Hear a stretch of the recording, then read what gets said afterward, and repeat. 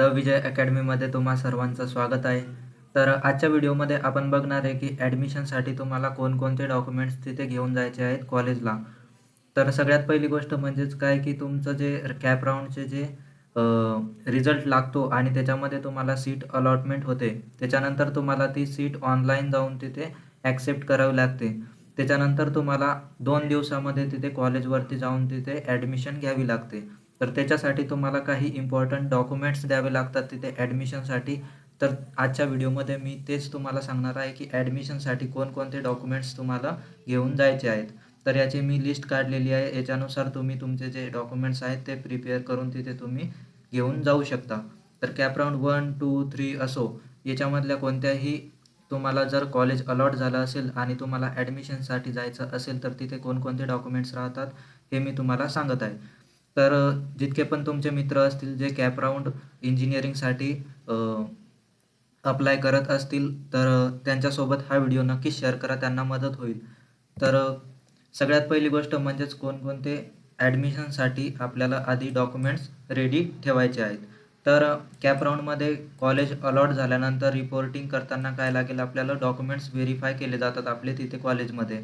तर कोणतेही आवश्यक डॉक्युमेंट्स मिसिंग असेल तर ॲडमिशन प्रोसेसमध्ये तिथे अडचण येऊ शकते तुमच्या.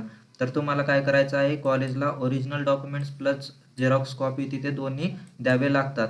तर तुम्हाला काय करायचं आहे, मी जे पण डॉक्युमेंट्स सांगेल त्याच्या 3-3 तुम्ही सेट झेरॉक्स या काढून ठेवा. आणि सगळ्यात महत्त्वाचं म्हणजेच काय की तुमचे जे ओरिजिनल डॉक्युमेंट्स असतील ते स्कॅन करून तुमच्याकडे PDF फॉर्मॅटमध्ये पण ठेवा. नंतर तुम्हाला 4 वर्षे ते डॉक्युमेंट्स भेटणार नाही आहेत, तर तुम्हाला ते कामी येईल. त्यामुळे शेवटच्या क्षणी घाई न करता तुम्हाला काय करायचं आहे, डॉक्युमेंट्स आधीच तयार करून ठेवायचे आहेत. तर डॉक्युमेंट्स तुम्हाला कसे आणि त्याच्यामध्ये काय लक्षात ठेवायचं आहे, तर ओरिजिनल डॉक्युमेंट्स जे आहेत त्याच्यासोबत तुम्हाला काय करायचं आहे, झेरॉक्स कॉपी पण तिथे द्यावी लागते, म्हणून तुम्हाला झेरॉक्स पण काढून ठेवायचे आहेत. त्यानंतर डॉक्युमेंट्स तुम्हाला स्कॅन करून तुमच्या फाईल फोल्डरमध्ये व्यवस्थित अरेंज करून तुम्हाला ठेवायचे आहेत. तर या गोष्टी तुम्हाला लक्षात ठेवायच्या आहे. त्यानंतर आता महत्त्वाची गोष्ट म्हणजेच तुम्हाला कोणकोणते डॉक्युमेंट्स लागणार आहेत. तर सगळ्यात पहिले म्हणजेच अकॅडमिक डॉक्युमेंट्स जे तुम्हाला लागणार आहेत त्याच्यामध्ये कोणकोणते येतात, तर सगळ्यात पहिलं म्हणजे MHT CETचा 2026चा स्कोअर कार्ड तुमचा. तर त्याच्यामध्ये तुम्हाला ज्याच्यामध्ये तुम्हाला पर्सेंटाईल दाखवला जातो तो स्कोअर कार्ड तुम्हाला घेऊन जायचा आहे तिथे.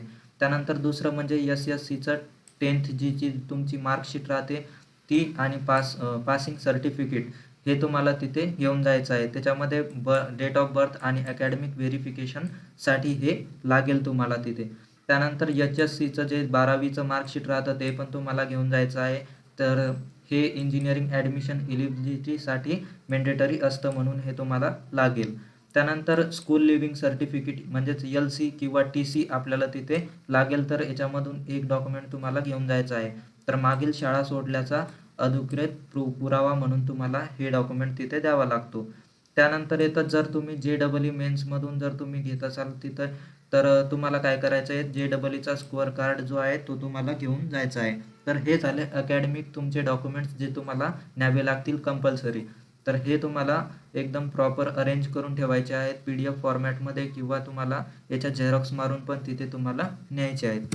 त्यानंतर येतात आयडेंटिटी आणि रेसिडेन्शियल डॉक्युमेंट्स. तर आयडेंटिटी आणि रेसिडेन्शियल डॉक्युमेंट्समध्ये कोणकोणते येतात, तर सगळ्यात पहिला येतो आधार कार्ड. तर आधार कार्डच्या झेरॉक्स तुम्हाला घेऊन जायचे आहेत. त्याच्यामध्ये मोबाईल नंबर तुमचा लिंक असलेला पाहिजे आधार कार्डसोबत, तर हे तुम्हाला लक्षात ठेवायचं आहे.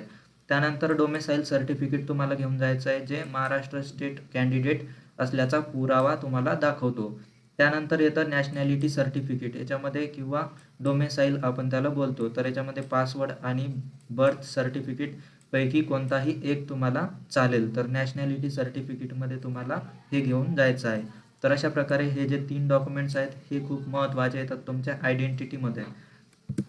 त्यानंतर येतं रिझर्व्ह कॅटेगरी डॉक्युमेंट्स, जे तुम्हाला लागू असतील त्याच्यानुसार तुमच्या डॉक्युमेंट्स तुम्हाला न्यायचे आहेत. जसं की OBC, NT, VJ आणि SBC मध्ये जर तुम्ही असाल तर तुम्हाला कास्ट सर्टिफिकेट आणि नॉन क्रिमिलियर सर्टिफिकेट हे तुम्हाला घेऊन जायचं आहे. त्यानंतर SC आणि ST मध्ये असाल तर caste certificate plus caste validity certificate हे तुम्हाला घेऊन जायचं आहे.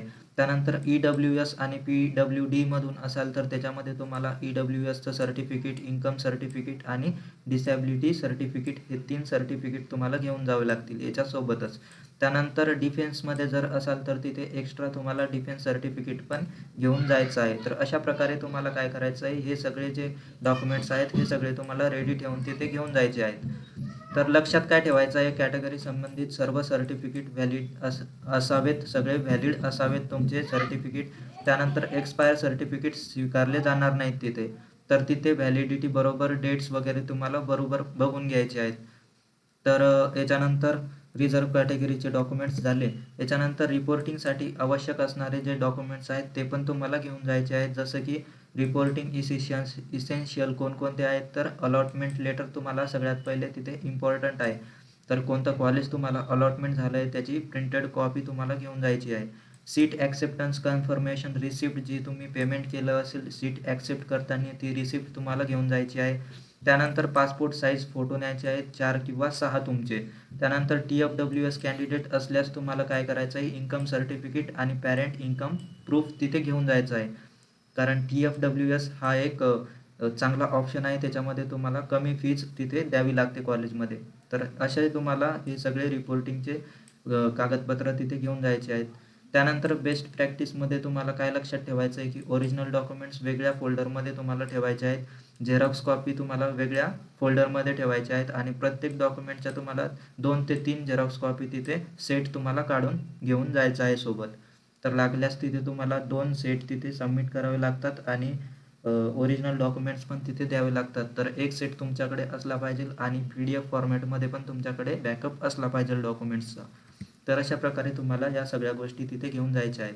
त्यानंतर काही मिस्टेक्स आहेत जे स्टुडंट करतात त्या तुम्हाला करायच्या नाही आहेत. जसं की डॉक्युमेंट्सवर नाव वेगवेगळं असणं हे तुम्हाला चेक करायचं आहे. त्यानंतर कोणते डॉक्युमेंट्स हे नॉन क्रिमिलियर किंवा EWS सर्टिफिकेट एक्सपायर नसेल झालेले हे तुम्हाला चेक करायचं आहे, त्याच्यावरती डेट्स बरोबर असतील. पुन्हा ब्लर झालेले किंवा अपूर्ण झेरॉक्स कॉपीज तुम्हाला तिथे घेऊन नाही जायचे आहे. त्यानंतर ओरिजिनल डॉक्युमेंट्स घरी विसरणं हे पण खूप मोठी चूक आहे तिथे. त्यानंतर कास्ट व्हॅलिडिटी सर्टिफिकेट न नेणे जिथे आवश्यक आहे तर ते न्यावंच लागेल. त्यानंतर रिपोर्टिंगला उशिरा पोहोचणं, तर तुम्हाला आधी जायचं आहे कारण डेडलाईन ही 3 दिवसाची दिलेली असते. त्याच्यामध्ये पण तुम्हाला 1 दिवसात काय करणं लागतं, सीट ॲक्सेप्ट करणं लागतं ऑनलाईन. त्यानंतर तुम्हाला तिसऱ्या दिवशी न जाता दुसऱ्याच दिवशी तिथे जाऊन तुम्हाला कॉलेज वगैरे बघायचं आहे आधी. त्यानंतर तुम्हाला डिसिजन घ्यायचं आहे तिथे की तुम्हाला ॲडमिशन घ्यायची आहे. तर तुम्हाला हे सगळे डॉक्युमेंट्स तिथे प्रॉपर अरेंज करून तिथे तुम्हाला न्यायचे आहेत. तर अशा प्रकारे मी तुम्हाला सर्व डॉक्युमेंट्सची लिस्ट सांगितलेली आहे, तुम्हाला काय काय न्यायचे आहेत. तर हे सगळे इम्पॉर्टंट डॉक्युमेंट्स आहेत जे तुम्हाला घेऊन जायचे आहेत. तर व्हिडिओ आवडला असेल तर लाईक करा. ॲडमिशन घेणाऱ्या तुमच्या सगळ्या मित्रासोबत नक्कीच शेअर करा, त्यांना मदत होईल. आणि कमेंट बॉक्समध्ये तुमचे काही डाऊट्स वगैरे असतील तर ते नक्कीच सांगा, मी ते तुम्हाला सॉल्व करून देईल. तर भेटूयात पुढच्या व्हिडिओमध्ये. आणि अजून काही डाऊट्स वगैरे असतील तुम्हाला तर तुम्ही प्लेलिस्ट चेक करू शकता. प्लेलिस्टमध्ये खूप सारे डाऊट्स मी क्लिअर केलेले आहेत तुमचे, तर ते तुम्ही चेक करू शकता. तर भेटूयात पुढच्या व्हिडिओमध्ये. धन्यवाद मित्रांनो.